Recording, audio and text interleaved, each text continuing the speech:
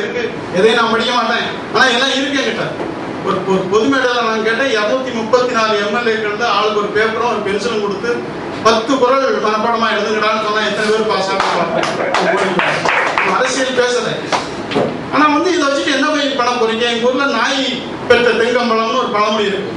ஒரு முழு தேங்காய் ஒரு நாயில கொடுத்தீங்கன்னா அதுக்கு உடச்சிக்க தெரியாது, காலம் பூரா காலையில உருட்டிக்கிட்டே இருக்கும், அடுத்தவனுக்கும் கொடுக்காது. அது மாதிரி ஒரு மொழியை இது செம்மொழி, உயர்தனி செம்மொழி. எங்கள்கிட்ட தொல்காப்பியன் இருக்கான், எங்கிட்ட நன்னூர் பவனந்தி முனிவர் இருக்காரு, எங்கிட்ட கம்பர் இருக்காங்க.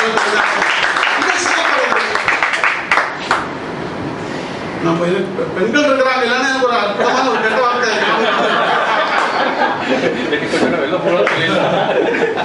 இதை வச்சுட்டு என்ன செய்ய போறோம்? ஆக இந்த மொழியை பயன்படுத்த தெரியல, நம்ம மொழியை பயன்படுத்த தெரியல. இந்த மொழியினுடைய ஒரு ஈடுபாடு காரணமாக தானே இத்தனை பேர் கூடியிருக்கோம். நம்ம 4000 பேர் கூடணும்னு அவசியம் இல்லை.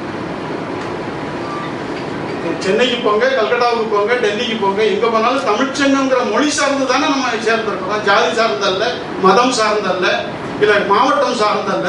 இப்போ மொழி மீது ஒரு ஈடுபாடு இருக்கிற காரணத்தினால நம்ம செய்யறோம். வெளியூர்ல இருக்கிறவங்களுக்கு பிள்ளைகளை படிக்க வைக்க முடியல, மொழி கற்பித்து கொடுப்பதற்கு வழி இல்லை, வீட்டுல சொல்லி தர வேண்டும். இந்த நெருக்கடியோட வாழுகிற போது, இந்த நெருக்கடி எதுவும் இல்லாத இடத்துல வீட்டுகளுக்கு போனா ஒரு 4 வயசு பையன் 20 காருக்கு பேர் சொல்றான். 20 கார். அவன் சொல்ற கார் பல பேர் நான் கேள்விப்பட்டதில்லை. எனக்கு தெரிஞ்சிருக்க வேண்டிய அவசியம் இல்லை. நான் கார் வாங்குற போது அதை பத்தி யோசிக்கணும், பேர் தெரிஞ்சு வச்சுக்கணும். ஆனா 20 மரத்துக்கு பேர் சொன்னா 12ஆம் கிளாஸ் படிக்கிற பையனுக்கு சொல்ல தெரியும். 12ஆம் கிளாஸ் பையனுக்கு பனைமரத்தையும் தென்னை மரத்தையும் ஐடென்டிஃபை பண்ண தெரியும். அப்ப நாம் கம்ப்யூட்டர் யுகத்தில் எவ்வளவு முன்னேறி போயிட்டோம், எவ்வளவு வேகமா போயிட்டு இருக்கோம், நிறைய சம்பாதிக்கிறோம், நிறைய பிரயாணம் பண்றோம், நமக்கு தெரியாத ஒண்ணுமே இல்லை. ஆனா என் இலையில சாப்பிடுகிற காய்கறியினுடைய பேர் எனக்கு தெரியும்.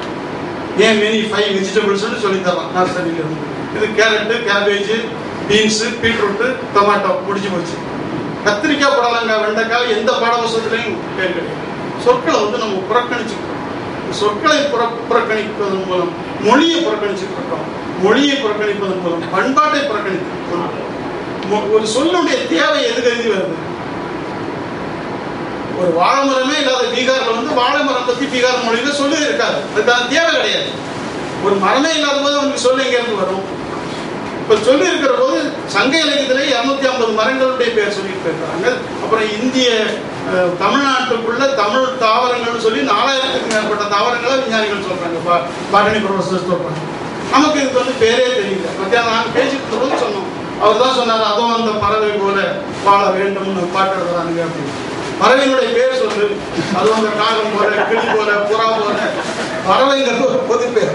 தமிழனுக்குள்ள எவ்வளவு பறவை இருக்கு, சங்க கால பறவைகள்னே புத்தகம். இதை யோசிக்கிற போது எனக்கு சமகால எழுத்தாளர் மீது எனக்கு ஒரு பெரிய ஒரு அதிருப்தி. மொழியை கற்றுக்கொண்டு அதுக்காக நல்லூர் சூத்திரம், தண்டி அலங்காரம், வியாபாரங்களுக்காரியெல்லாம் படிச்சுட்டு எழுதணும்னு இல்லை. மொழியில பயன்படுத்தக்கூடிய சொற்களை, தகுதியான சொற்களை, பொருத்தமான சொற்களை பயன்படுவதற்கான எந்த தயாரிப்பும் இல்லாமல் கவிதை எழுத வர்றாங்க, கட்டுரை எழுத வர்றாங்க, சிறுகதை எழுத வர்றாங்க. அலுப்பூட்டுவதாக இருக்கிறது. இது வாசகனை வாசிப்பு தன்மையை குறைப்பதாக இருக்கிறது. ஒருத்தர் எழுதுறதே திருப்பி எழுதி என்ன பிரயோஜனம்? ஆகவே மொழியிலிருந்து மொழி பேசுகிற மக்களை இது அந்நியப்படுத்துவதாக இருக்கிறது. இதை பற்றி நாம் கவலைப்பட வேண்டிய ஒரு நேரம் நெருங்கி கொண்டிருக்கிறது என்று சொல்லிக்கொண்டு இந்த வாய்ப்புக்கு நன்றி சொல்லி அமைகிறேன். வணக்கம்.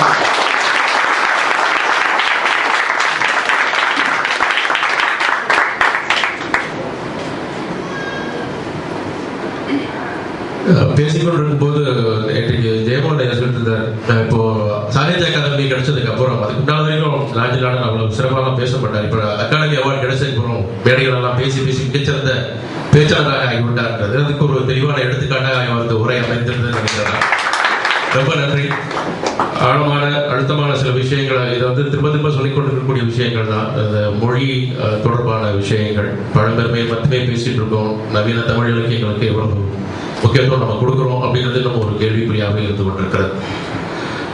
அறிமுகம் என்பது தேவைதானா ஜெயமோகனுக்கு அப்படிங்கிறது ஒரு கேள்விக்குறி. இருந்தாலுமே கூட ஜெயமோகன் அவர்களை அறிமுகப்படுத்துவதற்காக ஜெயமோகன் அவர்களுடைய வாசக மட்டத்தைச் சேர்ந்த பூபதி அவர்களை இங்கே அன்போடு அழைக்கிறேன்.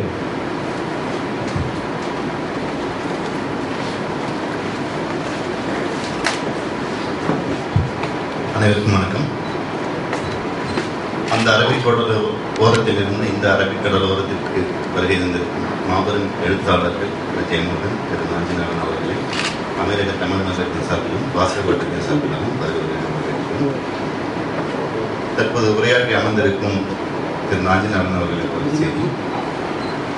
மற்ற மொழிக்காரர்கள் எல்லாம் நாம் வாழும் இந்த நாட்டை UAE என்று ஆங்கிலத்திலே தான் எழுதியிருக்கிறார்கள்.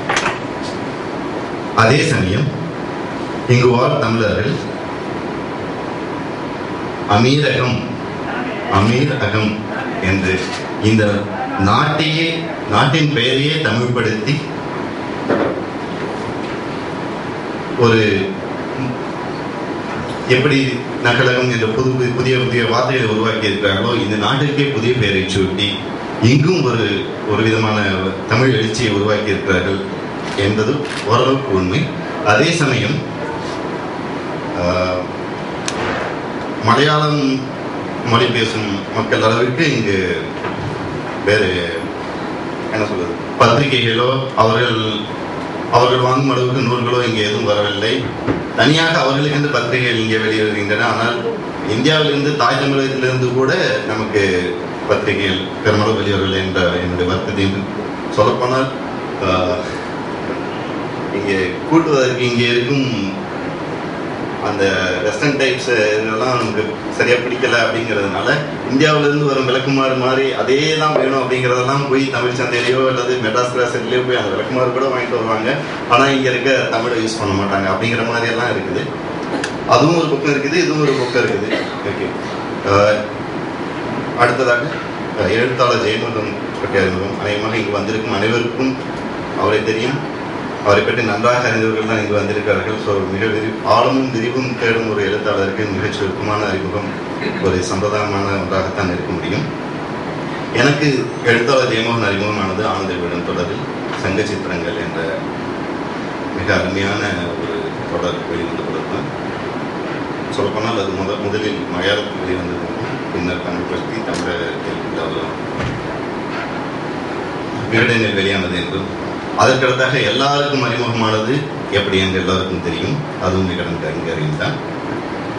அதை பற்றி விரிவாக விளக்கவில்லை. அவருடைய முதல் சிறுகதை ரத்னபாலா தொடரில் வந்தது என்று அவருடைய தன்மை அவர்களுக்கு தெரிவிக்கின்றது. அதிலிருந்து ஆரம்பித்து ஒவ்வொரு எழுத்தாளர்களும் அவரை பற்றி நிறைவாகவும் எதிராகவும் எல்லா வகையிலும் அவர் பேசப்படும் ஒரு எழுத்தாளராகவும் இருக்கிறார்.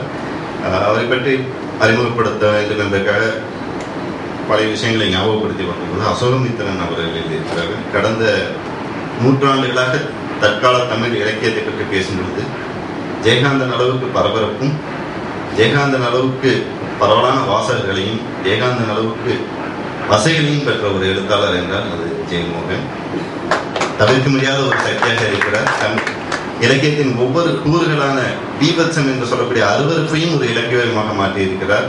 நகைச்சுவையாகட்டும் எல்லா வகையத்திலும் அவருடைய வட்டார வழக்காகட்டும் ஒவ்வொன்றும் தனித்துவம் உடையது என்று அசோகமித்திரன் பெயர் பாராட்டப்பட்டிருக்கிறார். அதற்கு அடுத்ததாக கந்தர்வன் பற்றி ஜெயமோகன் அவர் எழுதியிருக்கிறார். அவருடைய தனிப்பட்ட உரையாடலில் நிறைய தடவைகள் ஒரு வாசகராக எழுத்தாளர் கந்தர்வனுக்கு அவருடைய கதைகளை பாராட்டி எழுதியிருக்கிறார். அவரிடமிருந்து பதில் ஏதும் இருக்கவில்லை. அவர் இருந்த சூழல் அப்படி. பின் மற்றொரு விழா மேடையினுக்கு அப்புறம் தனியாக கூப்பிட்டு நான் எழுத நினைத்த உச்சத்தை எல்லாம் நீ அடைந்து விட்டாய், உன்னை நினைத்தால் எனக்கு பெருமையாக கூறியிருக்கிறார். அதற்கடுத்ததாக அறம்பரிசை சிறுகதைகள் வரும் பொழுது தமிழில் சிறுகதைகள் எழுத வேண்டும் என்றால் ஒரு 100 சிறுகதைகளை பட்டியலிடலாம் என்றிருந்தேன். ஆனால் தற்பொழுது அறம் என்ற சிறுகதையை வாசித்தால் மட்டும் போதுமானது என்று எழுத்தாளர் முத்துலிங்கம் எழுதியிருந்தார். அந்த வகையிலே தமிழர்களை மொத்தமாக பாதித்த சிறுகதை தொகுப்புகளில் அறம் மிக முக்கியமான பங்கு. இந்த சிறுகதைகளை நாங்கள் படிக்கும் பொழுதெல்லாம் அடுத்தவர்களுக்கு அனுப்பி வைப்போம். அவர்களும் அதையே செய்திருக்கிறார்கள். என் தங்கிக்கு அனுப்பி வைக்கும்போது தெருவில் போவர்கள் அவர்கள் நண்பர்கள் எல்லாம் கூப்பிட்டு உட்கார் அப்படின்னு சொல்லி அந்த சோற்று கணக்கு சிறுகதையை நீ கண்டிப்பா அதை படிச்சுட்டு தான் இங்கிருந்து போகணும் அப்படிங்கிற மாதிரி அவங்களே நல்ல எல்லா வகையிலும் நன்றாக இருக்கிறது என்ற ஒரு உணர்ச்சி பூர்வமாக உணர்ந்து மற்றவர்களுக்கும் முன்னனுப்பி முத்துச்செல்வனுக்கு தெரியும் எந்த சிறுகதை நான் நன்றாக இருந்தது என்று அனுப்பியிருந்தாலும் நான் அவருக்கு அனுப்பிவிடுவேன், அவர் எனக்கு அனுப்பிவிடுவார். அந்த வகையிலே அமீரகம் தமிழக மக்கள் நாங்கள் ஒரு வட்டமாக ஒரு சிறு குழுவாக இணைந்து அவ்வப்பொழுது பேசிக்கொள்வோம், அல்லது அவ்வப்பொழுது முன்னென போகாத செய்வோம். அதுக்கப்புறமாக எழுத்துக்கு அப்புறமாக அவருடைய சமூக பங்களிப்பு சிறுமை என்னை தீண்டாது என்று சொல்லி ஒரு சிறிய சொற்களின் மூலம் முழுமையாக தன்னுடைய எழுத்து வாழ்க்கையையும் தன்னுடைய சமூக நோக்கியும் பற்றி வெளிப்படுத்தியவர். அவருடைய தனிப்பட்ட உரையாடலில் நான் பேசிக்கிட்டு இருப்பது காந்தியை பற்றி அவர் சொல்வார்கள். காந்தி, நீங்கள் இந்த மக்களுக்கு விடுக்கும் செய்தி என்ன என்று கேட்பார்கள். எனது வாழ்வே எனது செய்தி. நான் மக்களுக்கு தனிப்படையாக எந்த செய்தியும் விடுக்க விரும்பவில்லை. என்னுடைய ஒட்டுமொத்த வாழ்க்கையும் திறந்த புத்தகம். அவர்களிலிருந்து நான் என்ன நினைக்கிறேனோ, என்ன விரும்புகிறேனோ அதைத்தான் செய்கிறேன். அதிலிருந்தே அவர்களை செய்தி எடுத்துக்கலாம். அதுபோலவே அவருடைய எழுத்தே அவருடைய செய்தி. அவர் என்ன நினைக்கிறாரோ அதை தைரியமாக வெளியிடுபவர், எந்த எதிர்ப்புக்கும் அஞ்சாதவர். அவருடைய எழுத்தே அவர் விடுக்கும் செய்தி. இத்துடன் என்னுடைய அறிமுக உரையை முடித்துக் கொண்டு அவரை பேசுவதனால அன்புடன்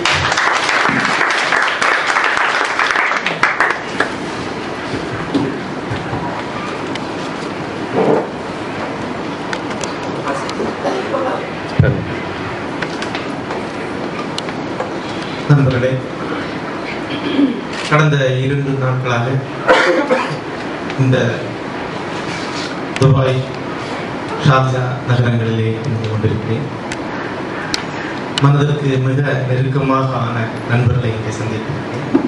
பேர் மட்டுமே கேட்ட திரு ஆசிப் மீரா, சென்ஷி போன்ற பல நண்பர்கள், என்னுடைய விவாத குழுமத்திலே இருக்கக்கூடிய நண்பர்கள் பலரை சந்திக்க வாய்ப்பு கிடைத்தது. இருக்கக்கூடிய எழுத்தாளர்களான ஆபிதி, ஐயனார் விஸ்வநாத் போன்ற முக்கியமான சிலரை பார்க்கக்கூடிய வாய்ப்பு கிடைக்கிறது. இந்த வாய்ப்புங்கிறது ஒரு சம்பிரதாயமா இருக்கு. ஒரு 25 வருட இலக்கிய வாழ்க்கை திரும்பி பார்க்கும்போது நல்ல தருணங்கள் இருக்கக்கூடியது. ஒன்று, ஒரு இலக்கிய படைப்பு நம் மனசுக்குள்ள உருவாகி வரக்கூடிய அந்த பரவசம், இதோ உலகத்துடைய உச்சத்தில் இருக்கிறேன் நமக்கே தோணக்கூடிய.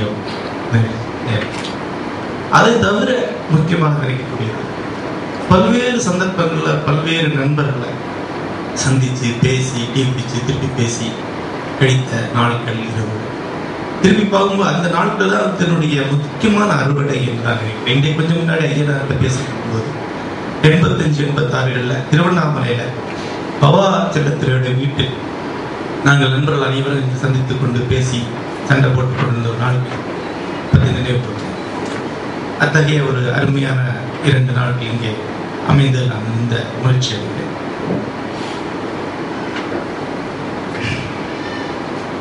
இந்த விழாவிலே எனக்கு பேசுவதற்கு இந்த தலைப்போ அல்லது ஒரு எதை பற்றி பேசுவது என்று சொல்லவில்லை. அதிலே எப்போதும் கேட்கக்கூடிய ஒரு கேள்வி, என்னுடைய எழுத்தை அல்லது என்னுடைய எழுத்து நிற்கக்கூடிய இடத்தை எப்படி அடையாளப்படுத்துகிறேன், எந்த தொடர்ச்சியில வைக்கிறேன் என்பதை பற்றி சில வார்த்தைகளை சொல்லலாம். நினைக்கிறேன் நண்பர்களே, தமிழ்ல 50 காப்பியங்கள் இருக்கு. 50 காப்பியங்கள் என்று சொல்லும் போதே பெரும்பாலான ஆட்களுக்கு சிலப்பதிகாரம் தான் ஞாபகம் வரும். சிலப்பதிகாரத்தை பற்றி தான் தமிழில் மிக அதிகமாக பேசப்படும். நமக்கு கிடைக்கக்கூடிய மற்ற 2 காப்பியங்கள்ல சீவக சிந்தாமணி பற்றி அநேகமாக யாருமே எதுவுமே பேசினது கிடையாது. மணிமேகலை பற்றி மிக குறைவாக பேசப்பட்டிருக்கு அல்லது பேசப்பட்டது கிடையாது. அதுக்கான காரணங்கள் நிறைய இருக்கு. முக்கியமா சிலப்பதிகாரம் பாட்டிடையிட்ட உரையுடைய செயல்கிற வடிவில் இருக்கு. அதில் உள்ள பாட்டு மிக சுவாரஸ்யமாக, அதாவது காணல் வரி, வேட்டுவ வரி, ஆட்சியர் பிறவை முதலிய பாடல்கள் தான் சிற்ப அடுத்த ஒரு பெரிய காவிய சுவையுடைய படைப்பாக மாற்றி நிறுத்தி. மணிமேகலை அப்படி கிடையாது. கிட்டத்தட்ட அது ஒரு புது கவிதை மாதிரி ஒரு வசன வடிவில் தான் எழுதப்பட்டிருக்கு. ஆசிரியப்பாக என்ன நெகிழ்வான ஒரு யாப்போடியில் எழுதப்பட்டிருக்கு. இரண்டாவதாக சிலப்பதிகாரத்தில் ஒரு நாடகத்தன்மை இருக்கு, ஒரு யதார்த்த தன்மை, ஒரு நாடகத்தன்மை. மணிமேகலை அது கிடையாது. மணிமேகலை ஆசிரியரே அவர் பாட்டை சொல்லிட்டு போகிற மாதிரி ஒரு வடிவில் எழுதப்பட்டது. ஒரு வகையில சாத்தனாரை அந்த காலத்து பொன்னியலன் என்று சொல்லலாமா என்ற ஒரு சந்தேகம் கூட நமக்கு வரும்.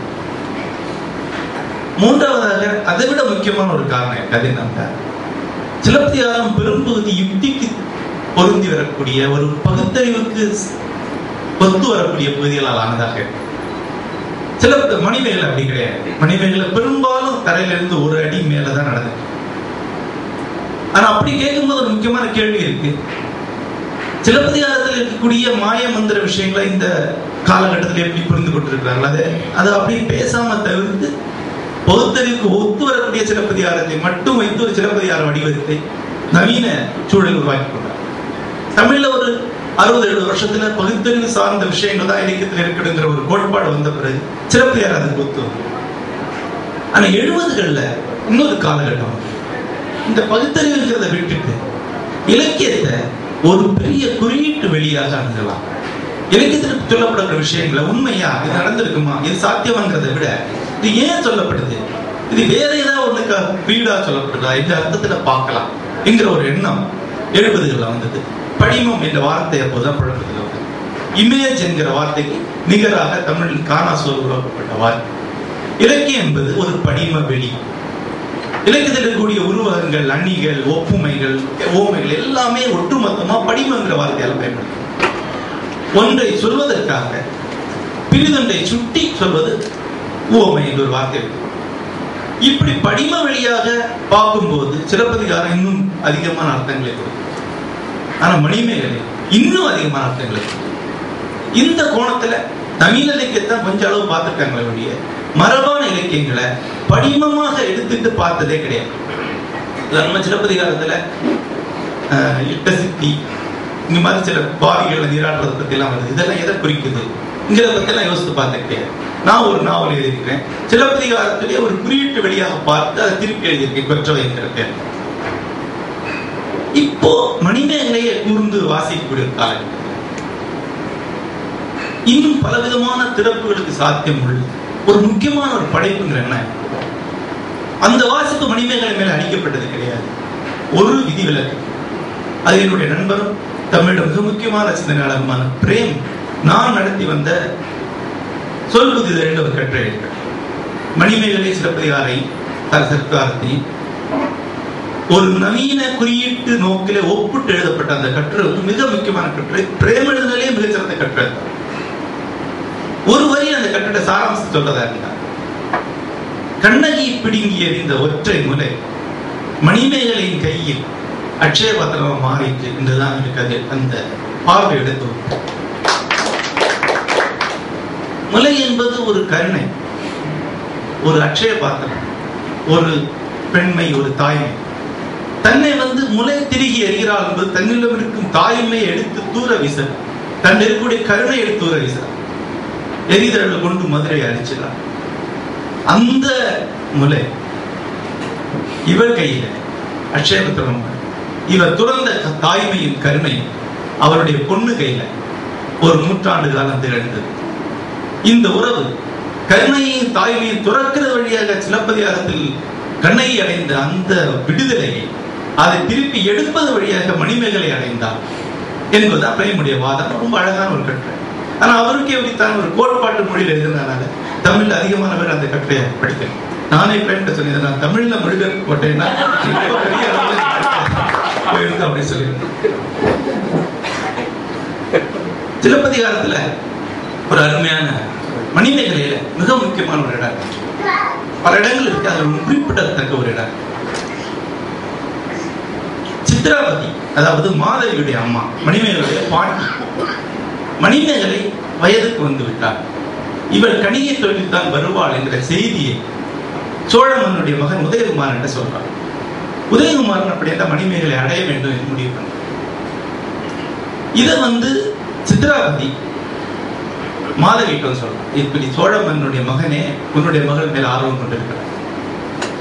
அப்ப மாதவி சொல்றான், பெருந்தவர் புதல்வி கற்பு கரசி புதல்வி இவள், மதுரை எரித்த கண்ணையுடைய புதல்வி இவள் என்று சொல்றான். இந்த 2 குறியீடு அந்த வார்த்தையில வருது. ஒன்று, என் மகள் சொல்லல், இவ கண்ணையோட மகள் அப்படிங்கிறது. 2, அந்த கண்ணகி ஏற்கனவே மதுரை எரிச்சிருக்காங்க. அது அதுல ஒரு குறியீடு இருக்கு, அதுல ஒரு குறிப்பு இருக்கு. உதயகுமாரன், நீ அன்னடியும் மதுரை எரிச்சவனுடைய மகள் திருப்பி புகாரை எரிய வச்சிடாதேங்கிறது அதனுடைய அர்த்தம். அப்ப யாரோ கேட்கிறாங்க கண்ணகியை பத்தி கேட்கும் போது சுருக்கமாக கண்ணகியுடைய கதையை மாதவி சொல்றான். இதை கேட்டு மணிமேகலை கண்ணீர் விடுறா. அந்த கண்ணீர் அந்த மாலையில பட்டு அவ கட்டிட்டு இருக்கு. மாலை புத்த படிமத்துக்கு போடுவதற்காக அந்த மாலையை கட்டி கொண்டிருக்கான். மாலையை நீ அசுத்தம் பண்ணிட்ட, வேற போய் எடுத்துட்டு வா என்று மாதவி சொல்கிறார். மணிமேகலை வெளியே போறார். கூட அவருடைய தோழியை அழைத்து செல்கிறார். வசந்த மாலையை பயந்த மாலையை அழைத்து செல்கிறார். இவங்க உபவனத்துக்கு, அதாவது பூங்காவுக்கு மலர் பறிக்க போறாங்க. இவங்க இருவரும் மலர் பறிக்க போற அழகை பார்த்து ஒரு மறையவன், அந்த காலத்துல மறையவர்களுக்கு பல உபதொழில்கள் இருந்திருக்கின்றன, அவன் வந்து உதயகுமார்கிட்ட சொல்றான், நீ அடைய வேண்டிய பொண்ணு அல்லவா அவன், இவ்வளவு அழகான பொண்ணு ரோட்ல போறா, அது வேஸ்டா போகுது அப்படின்னு சொல்லுவாங்க. அப்படி என்றால் உடனே அவளை அடைந்து என்னுடைய ரதத்துல வைத்து இப்பவே தூக்கிட்டு வர சொல்லி இவன் பின்னால இவன் வர்றதை பார்த்த உடனே பயந்து போய் மணிமேகலை பக்கத்துல இருக்கிற உபமரத்துக்குள்ள நுழைந்து அங்க இருக்கக்கூடிய ஒரு பளிங்கு அறைக்குள்ள நுழைந்து முடிக்கிறார். பளிக்கரை காதை என்ற ஒரு அத்தியாயமே அதுக்காக. இவன் உள்ள வரான். எங்க மணிமேகலைன்னு கேட்கிறான். மணிமேகலை இல்லை. அப்ப அந்த பளிங்கரையை பார்க்கிறான். பளிங்கரைக்குள்ள மணிமேகலை இருக்கிறான். ஆனா இவனுக்கு பளிங்கு அறையுடைய சுவர்களில் வரையப்பட்ட பலவிதமான ஓவியங்களாக அவருக்கு அவருடைய உண்மை வடிவத்தை பளிங்கரையோட சுவரில் வரையப்பட்ட ஓவியமா பார்த்து அதை தடவி தடவி எல்லா பகுதியும் தடவி பார்த்துட்டு அவன் ஏமாத்தோட திரும்பி போறான். போகும்போது சொல்றான், இவன் வந்து கணிகை குலத்துல பிறந்தவன், உயர்குடி பிறப்பும் இல்லை, நற்குட பண்பும் இல்லை, என்ன ஏமாத்துறா, என்னைக்கு அவளை அடையும் அப்படின்னு வஞ்சனம் உரைத்துக்காம போறான். இவன் திரும்பி வெளியே வர, வெளியே வந்து வசந்த மாலைட்டு சொல்றான், என்னை வந்து ஒரு கணிகை என்று இழந்தான், ஒரு பொருள் போல என்னை கவர்ந்து செல்வேன் என்று சொல்லிட்டு போனான். அப்படி இருந்தும் கூட இவன் போல் செல்லும் என்னுடைய மனத்தை நினைத்து எனக்கு பயம் வருது. இவனை நினைத்து இவன் இன்னும் நான் இவன் மேல காதல் கொண்டிருக்கிறேன் நினைக்கும் போது என்னை பற்றி எனக்கு பயமும் வருத்தம் வருதுன்னு சொல்கிறார். இந்த இடத்துல இருந்து கதை மேல வேற அடுத்த கட்டத்துக்கு போகுது. இந்த பள்ளிக்கரை ஒரு பெரிய ஒரு குறியீடாக நான் பார்க்கிறேன். கிட்டத்தட்ட 1000-2000 வருடங்களாக தமிழ் பண்பாட்டில் ஆணுக்கும் பெண்ணுக்கு நடுவில் இந்த பளிங்கரை இருந்தது. பெண் தன்னை வெளிப்படுத்த பயந்து, தன்னை முன்வைக்க பயந்து ஒரு பளிக்கரையை தனக்கு சுற்றி கட்டிட்டு, ஆண் அதை சுற்றி சுற்றி வந்து அந்த பிம்பங்களை தொட்டு தடவி ஒரு பெண்ணை 1000 பெண்ணாக பார்த்து திரும்பி போயிட்டேன். உள்ள அவளுடைய கண்ணீர் ஒரு துளி இருந்துகிட்டே இருக்கு. ஒரு நாளைக்கு அதை தெரிஞ்சுக்கிறது. திருப்பி திருப்பி தமிழ் பண்பாடு நடந்துட்டு இருக்கு. தமிழ் பண்பாட்டுடைய 1000 வருட வரலாற்று இலக்கியம் நமக்கு கிடைக்குது. எடுத்து பார்த்தா எங்காவது ஒரு சிறந்த ஆண் பெண் உறவு இருந்திருக்கா என்று பார்த்தால் எனக்கு ஏமாற்றினார். தமிழர்களின் தமிழுடைய பண்பு காதல் மானம் வீரம் என்று சொல்லும்போது பாசிங்கார ஒரு புத்தகத்திலே சொல்கிறார், அவருடைய புயல் ஒரு தோணியில சொல்கிறார், தமிழ்மார் மேல் படையெடுத்து வந்த எவரையுமே தோல்வி அடைய விட்டதில்லை என்ற ஒரு பெருமை தமிழுக்கு உண்டு. கலப்புரர்லேருந்து வெள்ளைக்காரர்கள் எல்லாரும் வெற்றிதான் அடைஞ்சிருக்காங்க. காதல் என்று சொல்லும் போது திருப்பி திருப்பி நமக்கு கிடைக்கிறது காமம் தானே என்ற எண்ணம் இருப்பது. மணிமேகலை வயந்த மாலையும் சரி, சித்ராவதியும் சரி, ஏன் மணிமேகலை சரி, உதயமான நடத்தையை தவறாக பார்க்கவே கிடையாது. அது இயல்பான ஒரு ஆணின் நடத்தை என்ற அளவுதான் பார்க்கணும். ஏன்னா தமிழ்நாட்டுடைய இலக்கியம் காட்டக்கூடிய தலைவனுடைய பண்பு அதுதான். இந்த பண்புடையவன் தான் சிவகன். அவ்வளவு பெண்களையும் சிறையெடுத்து செல்வதற்கு தான் அவன் யோசிக்கிறாங்க, காதலை பத்தி யோசிக்கல. அவனை பத்தி தான் இவ்வளவு பெரிய காவியம் எழுதப்படும். ஒரு 2000 வருடத்துல சிறையெடுக்கப்பட்ட ஆண் வரக்கூடிய ஆணுக்கு தனக்கு ஒரு பளிக்கரை அமைத்துக் கொள்ளக்கூடிய பெண்ணுக்கு நடுவில் உள்ள உரையாடலாகத்தான் தமிழ் காவம் இருக்கு. லாசா ராமாபுரத்தை ஒரு கதை இருக்கு. நான் சின்ன வயசுல அந்த கதை பேசுறேன். 9ஆம் கிளாஸ் படிக்கும் அந்த கதை. ஆடு புலி ஆட்டம் என்ற கதை. ஒரு ஆணும் பெண்ணும் ஆடு புலி ஆட விளையாடிட்டு இருக்காங்க. அந்த ஆண் வந்து கட்டுமஸ்தமா கருப்பா பெரிய தலைமுடி கட்டி அந்த முடிய தோல்ல விழுந்திருக்கு அப்படின்றாரு. கண் வந்து சிவப்பாக செவ்வரியோடைய பெரிய கண் அப்படின்றாரு. பெரிய விபூதி பூசிருக்காங்க. பெண் வந்து சிவப்பாக தளிர் மாதிரி அழகா ஒல்லியா இருக்கு. இவர்கள் இருவரும் அமர்ந்து நடுவில் ஆடி விளையாட்டு அந்த தாயக்கட்டை உருட்டி விளையாடி கொண்டு ஒவ்வொரு முறை ஆண் தோத்துட்டே இருக்கு. தோற்க அவன் வந்து தன்னுடைய மாபெரும் அந்த தசைகளை ஒடுக்கி அதை விளையாட ஒரு பெரிய பாறை உரட்டுற மாதிரி அந்த தாயக்கட்டை உரட்டுறான். ஆனா ஒவ்வொரு முறையும் தோத்துறான். தோற்கும் போது அவ சிரிக்கிறான் ஒவ்வொரு முறை. இவ சிரிக்கும் போது இவ தனக்காக இவ தோற்று கொடுக்கணும் எதிர்பார்க்கறான். அவ கண்ணை பார்க்கறான், தோற்றுக்கோன்னு சொல்றான். அவ தோக்க மாட்டேங்க. மூன்றாவது முறை அவ ஜெயிச்சு சிரிக்கிறான். சிரிச்ச உடனே அந்த தாயக்கட்டை உருட்டி போட்டு அவ முடிய போட்டு அடிக்கிறான். அடி நொறுக்கி மிதிச்ச வாத அழுறான், தூக்கி போட்டு உட்காந்துருக்கான். இவ அழுதுட்டே உட்காந்துருக்கான். கொஞ்ச நேரம் பார்க்கறான். அவன் தாயக்கட்டை எடுத்து எல்லாம் சரி பண்ணி வச்சு மறுபடியும் அவளை பார்க்கறான். அவ அப்பவும் அழுதுட்டு இருக்கு. அப்ப மறுபடியும் வந்து சரி நீ சிரிச்சனால தானே அடிக்க. அவ கோச்சிட்டு இருக்கா. அப்புறம் மறுபடியும் சமாதானப்படுத்துறான். மறுபடியும் சமாதானப்படுத்தி கொஞ்ச நேரத்துல அவ சிரிக்கிறான். சரி சொல்லு மேல வா. திருப்பி மேல வராங்க. திருப்பி தாயக்கட்டை எடுக்கிறான். திருப்பி விளையாட ஆரம்பிக்குது. கதை. இந்த கதை எனக்கு அன்னைக்கு ரொம்ப சாதாரணமான கதை மாதிரி இருக்கக்கூடிய கதை. எனக்கு அன்னைக்கு பிடிச்சிருந்த விஷயம் என்னன்னா, இந்த தாய விளையாட்டு தினசரி நடக்கக்கூடிய ஒரு குடும்பத்துல தான் நான் பிறந்திருக்கேன்.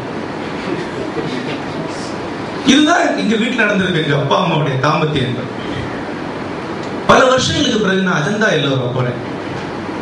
வெளியே எல்லோரால பெரிய சிற்பங்கள் இருக்கு. நீங்க கண்டிப்பா போக வேண்டிய ஒரு இடம் எல்லோரா. பெரிய 1.5 ஆள் உயரமான சிற்பங்கள் அங்கே இருக்கு. அதுல மிக முக்கியமான சிற்பம் ராஷ்டிரகூடர்களுடைய மிக முக்கியமான தீம் என்பது சிவனும் உமையும் அமர்ந்து தாய விளையாட்டு. இந்த பக்கம் சிவன் அமர்ந்திருப்பார், அந்த பக்கம் உமை அமர்ந்திருப்பார். உமை வந்து மிக அலட்சியமா கையை அப்படி ஊட்டிட்டு மிக அலட்சியமா எப்படி நான் தான் ஜெயிக்க போறேன் மாதிரி அவ்வளவு ஒரு புன்னகையோட உட்கார்ந்துருப்பார். சிவன் வந்து அந்த கழுத்துல மாலை, அரவு மாலை, மகர குண்டலம், சட்டாமுடி எல்லாத்தோடய உட்கார்ந்து ரொம்ப பவ்யமா அதை விட்டு எப்படி இவதான் ஜெயிக்க போறேன். அந்த சிற்பம் பார்த்து போகும்போதுதான் இவர் எழுதியிருந்த கதையுடைய அடுத்த கட்ட அர்த்தம் எனக்கு புரிய வந்தது. ஆடுபுலி ஆட்டம் இவர் எதை சொல்றாரு, அந்த கதையில அவர் உத்தேசிச்சிருக்காரு. ஏன்னா நான் ஏற்கனவே சொன்னேன், அந்த ஆண்மகனுக்கும் பெண்ணுக்கு அவருடைய வர்ணனை என்பது உமைக்கும் சிவனுக்குமான வர்ணனை. திருப்பி அதுதான் ஒரே கதை. மணிமேகலை இருக்கிற அதே கதையோட இன்னொரு வருஷம் தான் எழுதுறாரு. இந்த ஆடுபுலி ஆட்டம் தாங்க உன் வீட்டுல என் வீட்டுல அங்கே பக்கத்தில் எழுதிட்டு. இந்த கதையில் இருக்கக்கூடிய ஒரு ஒரு ஒரு ஒரு துளி கண்ணி இதுதான் திருப்பி திருப்பி தமிழுக்கு நாம் எழுதிக்க. வண்ணதாசன் இன்னொரு கதை ஞாபகம், கனிவுண்டு இருக்காரு. அது அவருடைய ஆயான பத்தின கதை. அவரே சொன்னார். வரும்போது அதுக்கு போன் போட்டு கேட்டேன். அவருடைய கதாபாத்திரங்களுக்கு எல்லாம் உண்மையான ஒருத்தர் ஊர்ல இருப்பார். இது யாருங்க அப்படிங்க. அது எங்க ஆட்சி ஆயாண்ணா அப்படிங்க. ஆயாண்ணா அம்மாவுடைய அப்பா. சுதந்திரப்பட்ட காலம் காலகாலத்தை விளையாடல் அவங்க தான் ஆயான்னு சொல்லுவாங்க. அவர் வந்து வீட்டுல ஊர்ல வந்து சில வேலைகள்லாம் பண்ணக்கூடிய ஒரு மிளகிழார். அவருக்கு ஒரு மனைவி இருக்காங்க, ஆட்சி. கண்ணங்கரையில் இருக்காங்க. ஆனா ரொம்ப அழகி, நிறைய நகையெல்லாம் போட்டு கல்யாணம் பண்ணி கூட்டு வந்திருக்காரு. இவருக்கு அவன் மேல பெரிய பிரியம். ஆனா ஒவ்வொரு முறையும் அந்த பிரியத்துடைய நடவடிக்கைகள் முடிந்த உடனே அடி ஆரம்பிச்சிருக்கும். அடி பின்னி எடுத்துறாரு. கத்தரி அழுறாங்க. வெளியெல்லாம் கேட்குது அடி. மற்ற மறுநாளே கேட்கறாங்க, என்ன போட்டு அடிக்கிற அப்படின்னு. ஏன் அடிக்கிறேன்னு எனக்கு தெரிய மாட்டேங்குது. ஆனா ஒரு ஒரு ஏதோ ஒண்ணு பொங்கி பொங்கி பொங்கி வருது. அடி அடிச்சுட்டே இருக்கிற. இது வந்து சாதுவே இவ்வளவு ஒரு சாதுவான பெண்மணி எதிர்த்தே சொல்றது கிடையாது. இதை போய் அடிக்கிறாங்க. அப்போ ஒவ்வொரு முறையும் ஆட்சி மறுநாள் காலையில குளிக்க போகும்போது அவ்வளவு நகையோட அவ்வளவு மங்கலமா இவ்வளவு அடிப்பட்ட தழும்புகளோட அவங்க போறதை வந்து ஊர்க்காரங்க பாருங்க. இந்த கதையை நான் வண்ணாசன் அடுத்த கட்டத்துக்கு கொண்டு போறேன். இவர் வந்து தென்காசியில் ஒரு எஸ்டேட் வேலைக்கு போறார். அந்த எஸ்டேட்ல ஒரு துறை இருக்காரு. துறைச்சாணி அம்மா இருக்காங்க. துறைச்சாணி தான் அங்க எல்லாமே.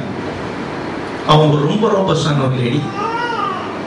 ஒரு முறை துறை இல்லாத போது துறைச்சாணி ஒரு உறவு வச்சுக்கிறாங்க. அந்த அம்மா உறவு அது வந்து ஒரு பெரிய தடல்ல ஒரு தீ புகுந்த மாதிரியான ஒரு உறவு. தீயில எரியும் உறவு. அந்த உறவை அவர் சொல்லி வர்றாரு. வெளியே வர்றாரு. வெளியே வரும்போது அந்த காவல்காரனா இருக்கக்கூடிய ஒரு தேவர் சொல்றாரு, ஆயா நிறைஞ்சிருச்சு இல்ல, இனிமேதான் ஆட்சியை அடிக்காத. ஆட்சியை கடைசி வரைக்கும் அடிக்கப்படவில்லை. அவங்களுக்கு உறவு சரியாச்சு. இன்னும் வண்ணதாசனுடைய கதைகள்ல பெரும்பாலும் எளிமையான அன்பை பத்தி சொல்றாரு. உங்களுக்கு தெரியும், அப்படி கிடையாது. அவருடைய பெரும்பாதி கதைகள் மனிதனுடைய அற்பத்தனத்தை, குரூரத்தை சொல்லக்கூடிய கதைகள்.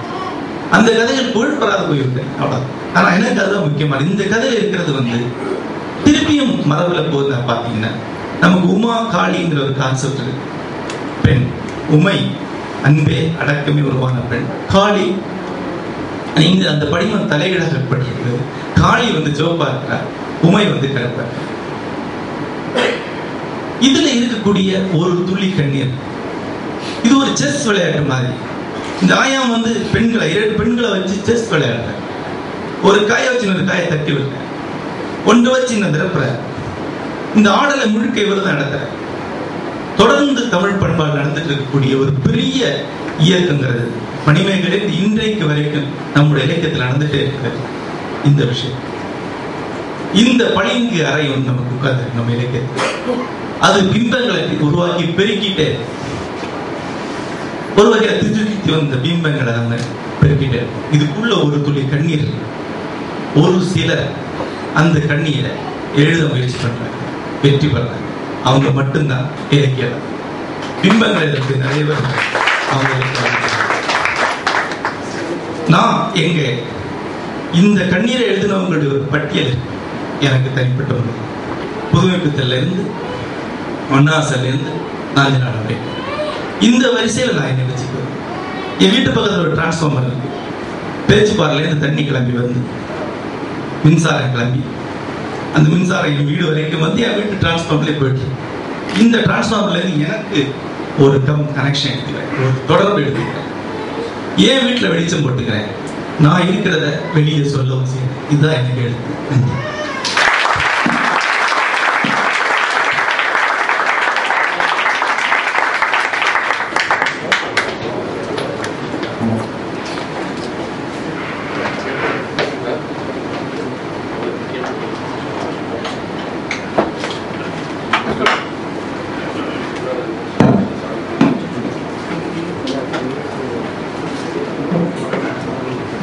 அமீரக தமிழ் மன்றத்தின் சார்பாக இங்கே இந்த இலக்கிய கூடலில் மிக சிறப்பான சொற்பொழிவை ஆற்றி அமர்ந்திருக்கக்கூடிய அன்புக்குரிய எழுத்தாளர்கள் நாஞ்சிநாடன் மற்றும் மோகன் அவர்களுக்கு பொன்னாடையை வழங்கி கௌரவிப்பதற்காக எங்கள் அமைப்பினுடைய பொருளாளர் திரு நஜ்முதீன் அவர்களையும் அமைப்பின் கலைச் செயலாளர் ஃபரூக் அலியார் அவர்களையும் அழைக்கிறேன்.